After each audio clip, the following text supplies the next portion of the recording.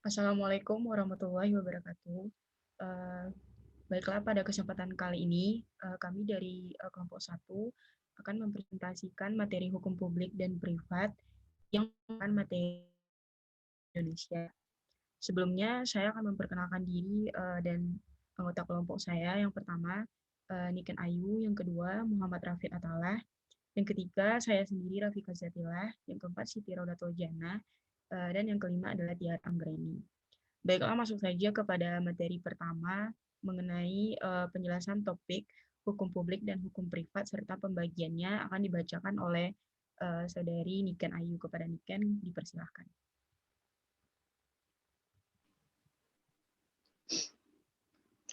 Baiklah, materi pertama yaitu mengenai hukum publik. Pengertian dari hukum publik. Hukum publik adalah hukum yang mengatur atau melindungi kepentingan negara sebagai penguasa. Pendapat Ahmad Sanusi tersebut sejalan dengan pendapat Van Apeldoorn, yaitu hukum publik mengatur kepentingan umum atau publik. Pada tradisi hukum Romawi, konsep hukum publik bermula pada konsep tentang res publica, atau konsep ini Tyson Deitri atau pendorong utama dari hukum publik. Konsep res publica ini dibuat oleh Romawi untuk menyelesaikan permasalahan yang dihadapinya terhadap penguasaan kawasan Mediterania. Dalam konsep ini, terdapat public thing atau urusan publik yang dibedakan dari urusan privat dan keberlangsungannya bergantung pada pemisahannya dari urusan privat. Hukum publik umumnya mengatur hubungan antara otoritas publik dan warga negara, dan antara otoritas publik itu sendiri. Badan publik biasanya diberi wewenang untuk bertindak atas dasar kompetensi tertentu. Selanjutnya, yaitu jenis-jenis hukum publik. Jenis-jenis dari hukum publik terbagi atas 4 macam. Yang pertama yaitu hukum administrasi negara.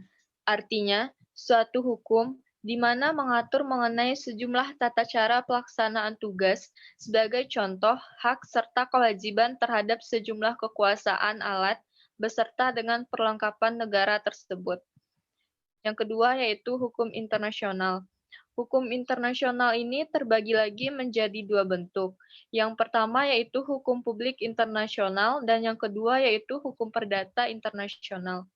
Hukum publik internasional adalah suatu hukum di mana mengatur hubungan antara satu negara terhadap negara lain di mana berkaitan dengan hubungan internasional.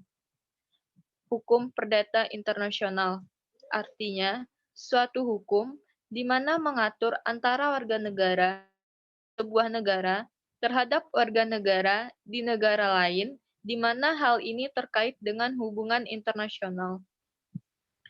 Yang ketiga yaitu hukum pidana. Hukum pidana artinya suatu hukum di mana mengatur tentang adanya pelanggaran maupun kejahatan di mana berkaitan terhadap kepentingan umum. Yang keempat yaitu hukum tata negara. Hukum tata negara artinya hukum yang mengatur seluruh hal yang berkaitan terhadap negara. Contohnya yaitu adanya dasar pendirian sebuah negara, terbentuknya lembaga-lembaga negara, terbentuknya struktur kelembagaan, hubungan hak, serta kewajiban terhadap hukum dan yang lainnya. Selanjutnya yaitu mengenai hukum privat.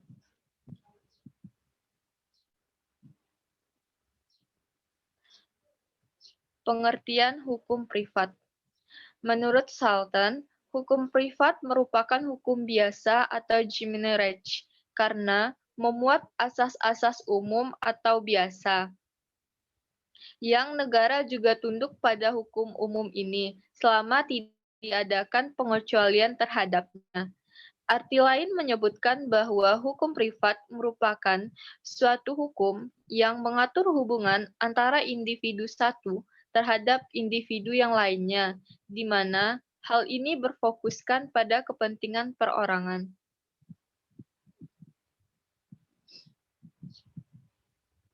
Jenis-jenis hukum privat.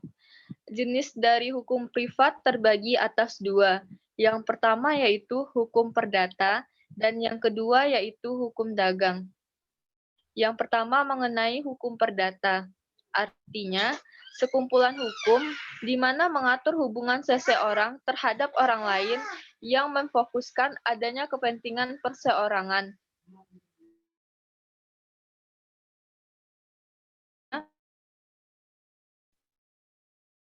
Dengan adanya yang disebut dengan hukum dagang. Tidak hanya ini saja, hukum privat lain seperti hukum keluarga, perkawinan, kekayaan, waris harta benda, dan lainnya.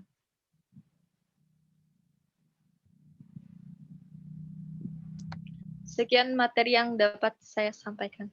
Selanjutnya dikembalikan kepada moderator.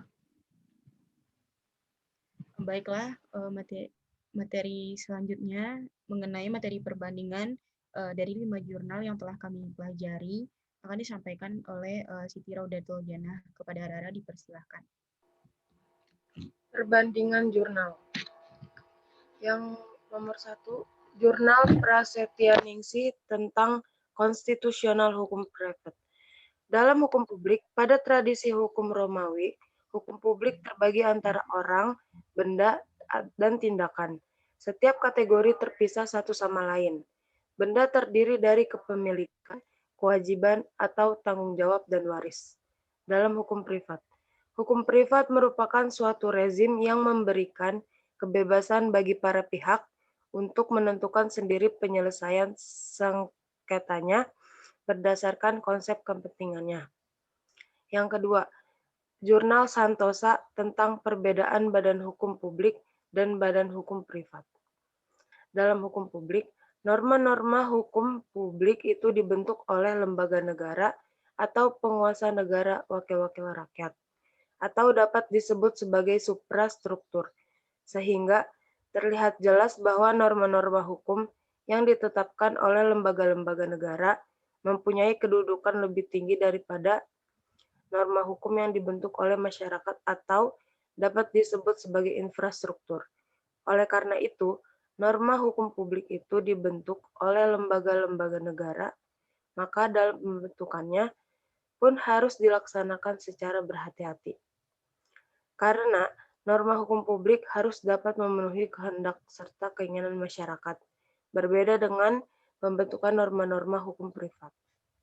Dalam hukum privat, norma-norma dalam hukum privat itu biasanya selalu sesuai dengan kehendak atau keinginan masyarakat.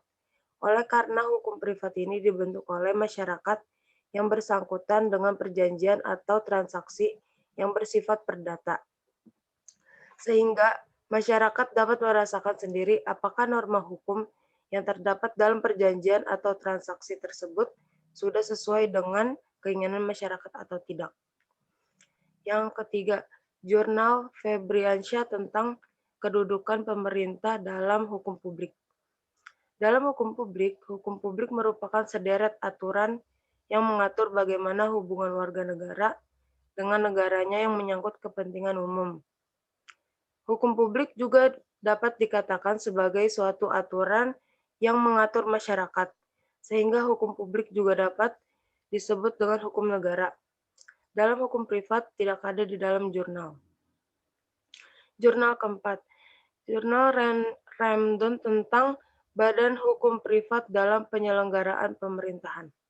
Dalam hukum publik, negara dalam melaksanakan kegiatan penyelenggaraan pemerintahan dilakukan melalui lembaga-lembaga pemerintahan atau bisa dikategorikan sebagai badan hukum publik. Disebut dengan badan hukum publik karena badan hukum tersebut pendirian atau pembentukannya berdasarkan konstruksi hukum publik. Lingkungan kerja yang melakukan tindakan-tindakan atau perbuatan-perbuatan publik, serta diberikan wewenang-wewenang publik seperti membuat peraturan dan keputusan. Dalam hukum privat, badan hukum privat yang fungsinya melaksanakan penyelenggaraan pemerintahan memiliki konsekuensi tersendiri dari segi ketatanegaraan dan administrasi negara. Misalnya, mengenai apakah suatu keputusan dari badan hukum privat yang menyelenggarakan fungsi pemerintahan dan merugikan warga negara dapat disengketakan di Pengadilan Tata Usaha Negara. Yang kelima, Jurnal Cheretnichenko. Dalam hukum publik secara umum diasosiasikan dengan regulasi yang bersifat wajib yang diadopsi dalam mengejar kepentingan publik dan keadilan distributif. Dalam hukum privat secara tradisional dipahami sebagai bagian dari hukum yang menjamin kebebasan positif bagi pihak swasta dan berkaitan dengan keadilan korektif antara para pihak. Sekian dari materi yang saya bacakan, dikembalikan kepada moderator. Baiklah, materi yang selanjutnya mengenai isu dan solusi terkait hukum publik dan privat akan disampaikan oleh Muhammad Rafid. Kepada Rafid dipersilahkan. Baiklah, selanjutnya materi isu dan solusi terkait hukum publik dan hukum privat. Yang pertama, hukum publik. Hukum publik terbagi atas yang pertama, ada hukum tata negara. Hukum tata negara mempelajari hukum yang berlaku di Negara Kesatuan Republik Indonesia dan dibatasi oleh waktu tertentu, yaitu mulai dari proklamasi kemerdekaan RI tanggal 17 Agustus 1945. Contoh isu dari hukum tata negara, permasalahan dikombinasikannya presidensial dengan multipartai yang dilakukan seperti negara Brazil, Argentina, Chili, Venezuela, dan lain-lain. Diteliti oleh para ilmuwan, hal ini terjadi karena instabilitas huru-hara, gonjang-ganjing, kegaduhan, dan kudeta yang berpengaruh terhadap sektor ekonomi, politik, sosial, dan budaya. Solusi permasalahannya, jumlah partai politik dikurangi dan lebih disederhanakan agar penyelenggaraan proses negara berjalan lebih efektif karena multi partai dianggap kurang efektif dan menimbulkan banyak problematik. Yang kedua ada hukum tata usaha negara. Hukum tata usaha negara merupakan hukum yang mengatur segala hal yang berkaitan dengan tata cara dan hubungan antara alat dan perlengkapan negara yang satu dengan yang lainnya. Contoh isunya adalah masalah ketenagakerjaan.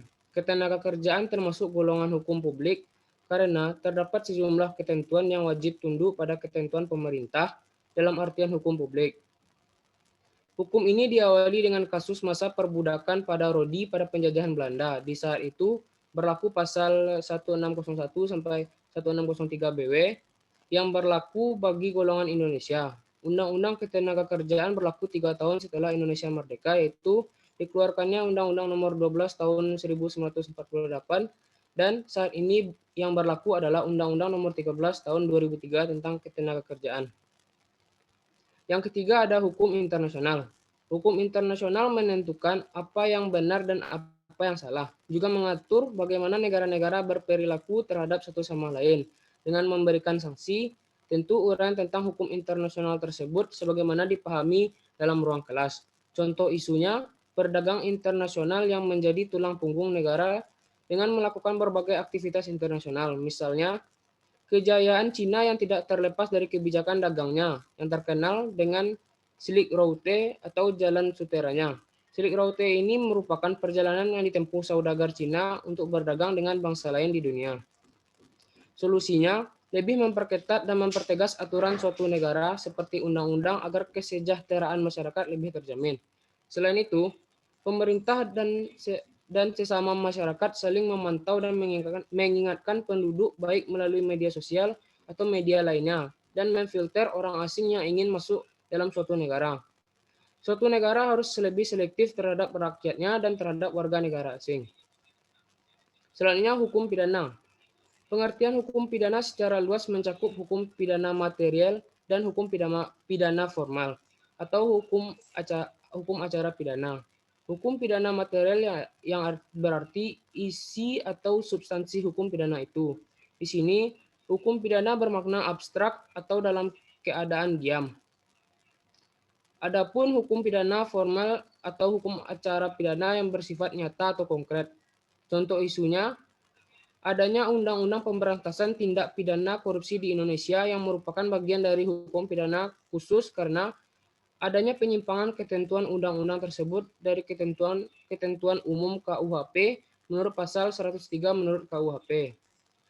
Yang kedua, adanya undang-undang narkotika dan tenaga atom yang apabila seseorang menggunakan narkotika atau tenaga atom, ancaman pidananya adalah hukuman mati dan disesuaikan dengan pasal-pasal pelanggarannya. Selanjutnya ada hukum privat. Hukum privat terbagi dari yang pertama ada hukum perdata. Contohnya, pengertian kekerasan dalam rumah tangga menurut pasal 1 Undang-Undang 3 Muel Jatno, Kitab Undang-Undang Hukum Pidana Bumi Aksara, Jakarta. Penghapusan kekerasan dalam rumah tangga sebenarnya adalah setiap perbuatan terhadap seseorang, terutama perempuan, yang berakibat timbulnya kesengsaraan atau penderitaan secara fisik, seksual, psikologis, atau penelantaran rumah tangga, termasuk ancaman untuk melakukan perbuatan pemaksaan atau perampasan kemerdekaan secara melawan hukum dalam lingkup rumah tangga. Selanjutnya ada hukum perniagaan. Contoh isunya, hukum piutang merupakan sebuah perbuatan hukum yang mengandung aspek sosial yang bertujuan untuk tolong-menolong antar sesama. Sehingga adanya syarat dalam transaksi utang piutang yang ditetapkan baik secara pribadi atau secara kedua belah pihak, itu tidak diperbolehkan karena tidak sesuai dengan prinsip-prinsip ajaran Islam. Kenyataannya banyak transaksi utang piutang bersyarat yang dalam bahkan orang muslim pun juga melakukan transaksi utang piutang. Baiklah, itu saja materi yang bisa saya sampaikan. Saya kembalikan lagi ke moderator. Materi selanjutnya mengenai materi masalah yang timbul di luar jurnal yang telah kami pelajari akan disampaikan oleh Saudara Tiara. Kepada Tiara Anggreni dipersilakan. Baiklah, materi selanjutnya yaitu tentang masalah yang timbul di luar jurnal beserta dengan solusinya. Yang pertama ada hukum privat dan solusinya. Masalahnya yaitu yang pertama perceraian. Perceraian adalah putusnya ikatan perkawinan antara suami istri dengan keputusan pengadilan dan ada cukup alasan bahwa di antara suami istri tidak akan dapat hidup rukun lagi sebagai suami istri. Dalam KUH Perdata, putusnya perkawinan dipakai istilah pembubaran perkawinan. Perceraian termasuk perkara perdata yang diawali dari adanya gugatan dari penggugat. Menurut pasal 118 ayat 1 HIR, pasal 142 ayat 1 RBG disebut sebagai tuntutan perdata. Tidak lain adalah tuntutan hak yang mengandung sengketa dan lazimnya disebut gugatan. Dalam hal ini, gugatan tersebut dapat diajukan baik secara tertulis dalam pasal 118 ayat 1 HIR 142 ayat 1 RBG maupun secara lisan pasal 120 HIR 144 ayat 1 RBG. Perceraian dan gugatan perceraian dalam konteks hukum di Indonesia memiliki dasar hukum yang diatur dalam Undang-Undang Perkawinan Nomor 1 Tahun 1974, Peraturan Pemerintah Nomor 4 Tahun 1975, dan kompilasi hukum Islam khusus mengatur perceraian pasangan muslim. Solusi dari masalah ini yaitu yang pertama, diskusikan masalah dengan cara baik-baik, berpikir positif, introspeksi, luruskan kesalahpahaman, dan tidak menyalahkan satu sama lain. Masalah yang keduanya yaitu tentang sengketa tanah atau ahli waris. Dalam penerapan hukum waris, apabila seorang pewaris yang beragama selain Islam meninggal dunia, maka yang digunakan adalah sistem pewarisan berdasarkan hukum waris sesuai dengan Undang-Undang Hukum Perdata.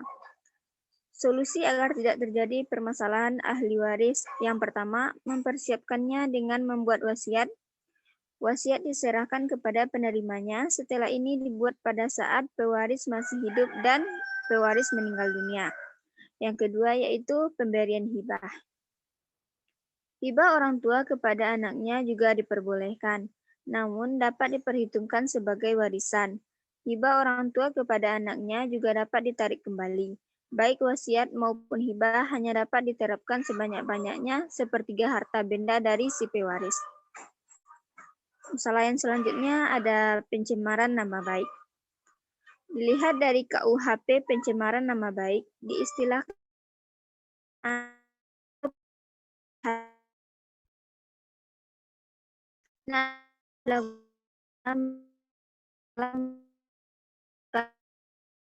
dengan tuduhan itu akan tersiar atau diketahui orang banyak. Selain itu, pencemaran nama baik melalui media elektronik diatur dalam Undang-Undang Nomor 11 Tahun 2008 tentang Informasi dan Transaksi Elektronik Pasal 27 Ayat 3 yang menyebutkan setiap orang dengan sengaja dan tanpa hak mendistribusikan dan atau mentransmisikan dan atau membuat dapat diaksesnya informasi elektronik dan elektronik yang memiliki muatan penghinaan dan atau pencemaran nama baik. Untuk membuktikan dugaan pencemaran nama baik adalah tidak mudah untuk mengajukan bukti-bukti mengingat kejahatan yang demikian bersifat maya atau cybercrime. Namun demikian, bukti permulaan dapat disajikan dengan bukti hasil cetakan atau printout yang menunjukkan pencemaran nama baik tersebut, sehingga penyidik dapat melakukan olah data dan informasi lebih lanjut. Untuk lebih meyakinkan, sangat diperlukan kehadiran ahli di bidang informasi dan teknologi yang dapat membantu menerjemahkan fakta dalam dunia maya tersebut menjadi fakta hukum. Dari sisi hukum perdata, dengan bukti adanya putusan yang berkekuatan hukum tetap mengenai pidana dimaksud, sehingga dapat diajukan gugatan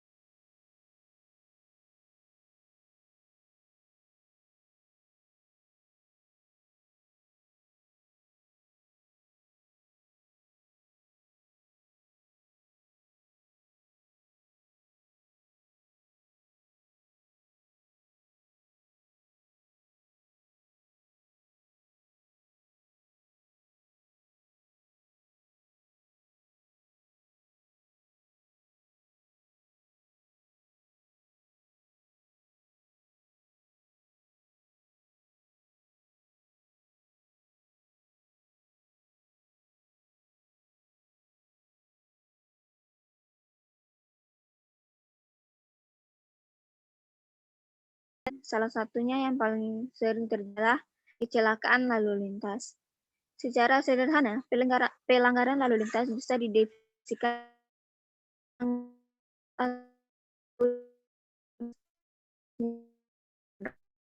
namun pelanggaran lalu lintas termasuk bagian hukum pidana yang diatur dalam Undang-Undang Nomor 14 Tahun 1992. Seperti halnya pelanggar hukum pidana umumnya, orang yang menjadi pelanggar juga akan mendapat hukuman langsung dari pihak aparat.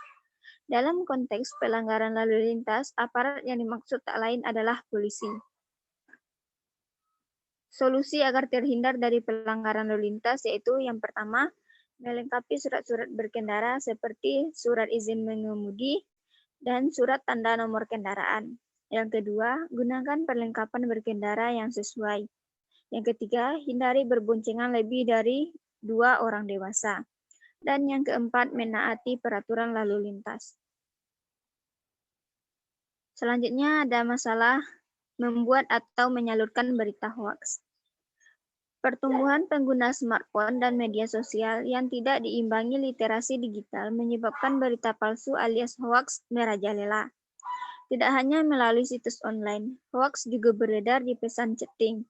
Jumlah hoaks yang semakin meningkat dan tak terbendung membuat pemerintah akhirnya berinisiatif melakukan sejumlah cara, bahkan penyebar hoaks bisa dijerat hukum.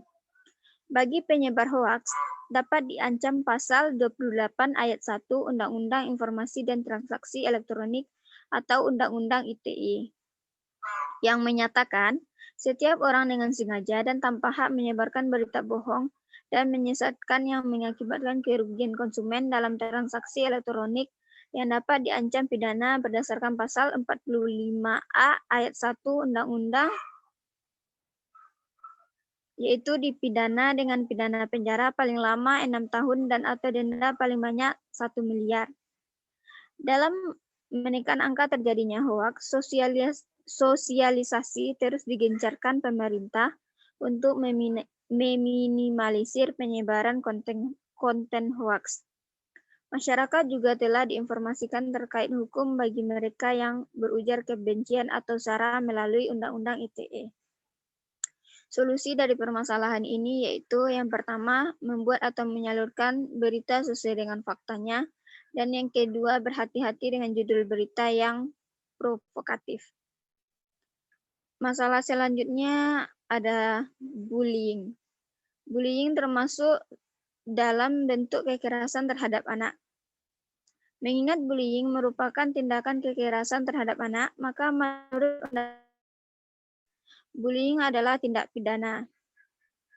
Di sisi lain, Undang-Undang Perlindungan Anak juga memiliki aspek perdata, yaitu diberikannya hak kepada anak korban kekerasan atau bullying untuk menuntut ganti rugi material atau imaterial terhadap pelaku kekerasan.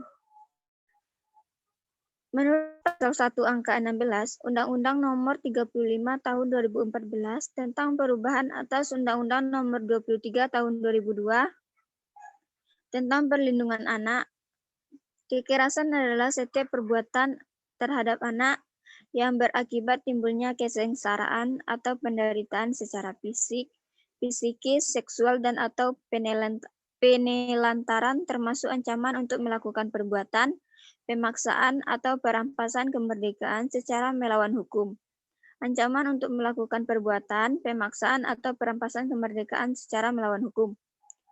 Mengingat bullying merupakan tindakan kekerasan terhadap anak, maka menurut Undang-Undang Perlindungan Anak, bullying adalah tindak pidana. Solusi dari permasalahan ini yaitu yang pertama, tidak terpancing untuk melawan. Yang kedua, jangan menunjukkan sikap takut atau sedih.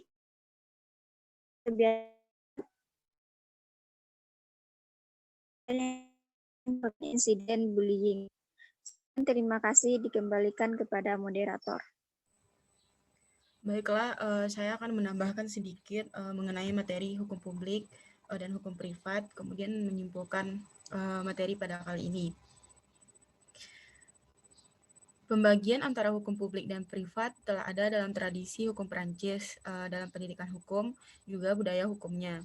Di sisi lain, dalam waktu bersamaan, kita dapati pada tradisi hukum Inggris yang menganut tradisi common law sebagai satu-satunya sumber hukum, mengacu pada pendapat D.K. dengan kajian konstitusional yang sangat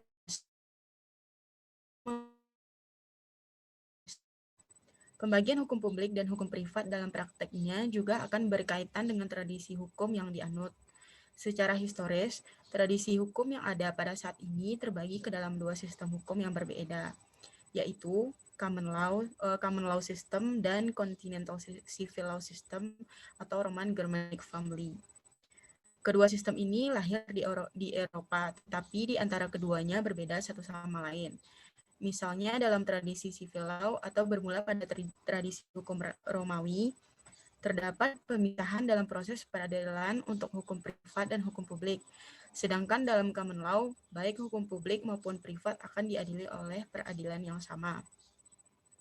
Menurut pendapat Van Praag, dalam membedakan hukum publik dan hukum privat adalah bahwa dalam hukum publik tidak mungkin berlaku hukum privat. Sesungguhnya hukum privat tersebut adalah hukum yang berlaku umum untuk orang, perorangan maupun badan privat. Begitupun terhadap badan hukum publik. Hukum publik justru berlaku secara khusus untuk badan hukum publik. Hanya dalam keadaan tertentulah dapat ditiadakan berlakunya hukum privat terhadap hukum publik, hingga semata-mata dalam keadaan itu berlaku hukum publik. Dalam keadaan bagaimana hingga berlakunya hukum privat dikesampingkan, hal ini ditentukan oleh hukum positif. Hukum positif akan menentukan bila terhadap suatu perbuatan tertentu yang harus dilakukan oleh badan hukum publik tersebut menyangkut kepentingan yang lebih luas. Hal ini disampaikan oleh Prasetya. Berdasarkan pasal 1 ayat 1 dan pasal 2 NBW yang dimaksudkan dengan badan hukum publik itu adalah negara, provinsi, kabupaten atau kota, the Water Board, dan lembaga-lembaganya yang diberi wewenang dalam bidang legislatif atau membuat dan mengeluarkan peraturan perundang-undangan. Berdasarkan Undang-Undang Dasar Belanda itu, dan hukum privat dalam NBW diatur dalam pasal 3. Private legal persons disebutkan Association Cooperative Mutual Insurance Society Open Corporation Closed Corporation and Foundation have legal personality. Badan-badan yang termasuk dalam badan hukum privat adalah perkumpulan atau perhimpunan, perseroan terbatas, perusahaan asuransi swasta, PT terbuka atau public limited company, PT tertutup atau private limited company, dan yayasan. Baiklah, hanya itu saja materi yang dapat kami sampaikan pada kesempatan kali ini. Saya mohon maaf jika ada kekurangan dan salah kata-kata. Assalamualaikum warahmatullahi wabarakatuh. Waalaikumsalam warahmatullahi wabarakatuh.